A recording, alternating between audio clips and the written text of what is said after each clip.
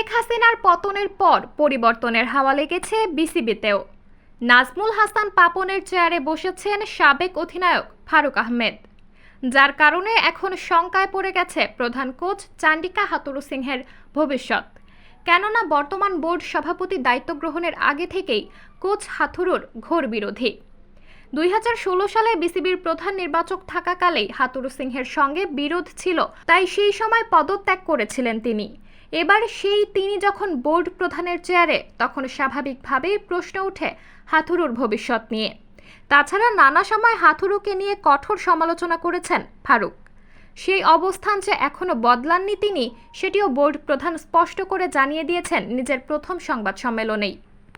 নিজের প্রথম সংবাদ সম্মেলনে হাথুরু প্রশ্নে ফারুকের উত্তর ছিল, চান্ডিকা হাথুরুসিংহের চুক্তি কতদিন আমি আসলে জানি না, তবে আমি আমার আগের অবস্থানেই আছি।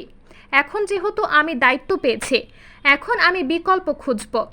তার চাইতে বেটার কাউকে পাই কিনা, কাছাকাছি মনের কাউকে পাওয়া যায় কিনা, এসব দেখব। অর্থাৎ বিসিবি প্রধানের বার্তাটা পরিষ্কার, হাথুরুকে বিদায় নেওয়ার ব্যাপারে ভাবছে বাংলাদেশ।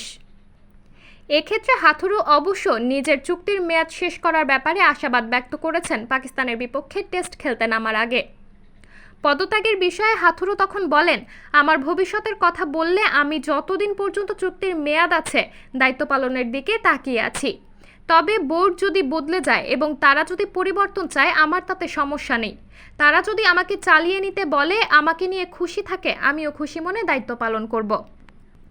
এক্ষেত্রে হাথুরুকে বিদায় করার পেছনে সবচেয়ে বড় সমস্যা হাথুরুর বর্তমান মেয়াদ। চুক্তি অনুযায়ী আগামী চ্যাম্পিয়ন্স ট্রফি পর্যন্ত বাংলাদেশকে সার্ভিস দেওয়ার কথা হাথুরুর। আর এই সময়ে আয়কর ছাড়াই মাসে $25,000 পারিশ্রমিক পাবেন হাথুরু, 30% কর সহ, যেই বেতন দাঁড়ায় $35,000 ওপরে। আর এই চুক্তি অনুযায়ী মেয়াদ শেষ হওয়ার আগে হাথুরুকে বিদায় করলে ক্ষতিপূরণ হিসেবে 3 মাসের বেতন দিতে হবে, জানিয়ে তাই ভাবতেই হচ্ছে বিসিবিকে।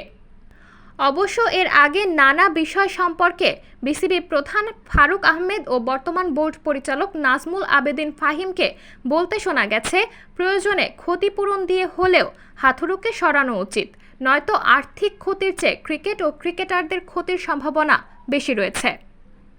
কেননা ক্রিকেটারদের ওপর প্রভাব বিস্তার করা ও দ্বন্দ্ব তৈরি করার ব্যাপারে হাথুরুর ভূমিকা রয়েছে।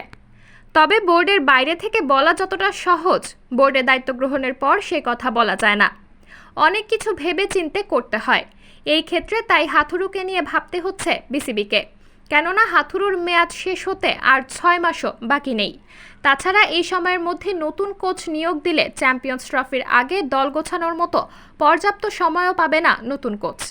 ফলে চ্যাম্পিয়ন ট্রফিতে সাফল্য পাবে বাংলাদেশ, এমনটিও হওয়ার সম্ভাবনা কমে যাবে।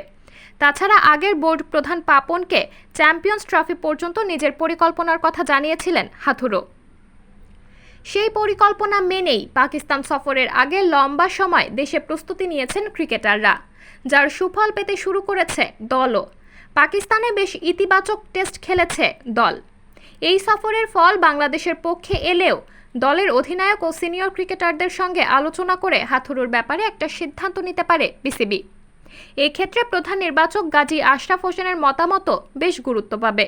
তবে সব মিলিয়ে পাকিস্তান সফরই হতে যাচ্ছে হাথুরুর অ্যাসেট টেস্ট, যেখানে লেটার মার্ক পেলে হয়তো এ দফায় টিকেও যেতে পারেন এই লঙ্কান মাস্টারমাইন্ড। তবে সেই সম্ভাবনা যথেষ্ট ক্ষীণই বলা চলে। সাবরিনা জলিল, সবার কথা।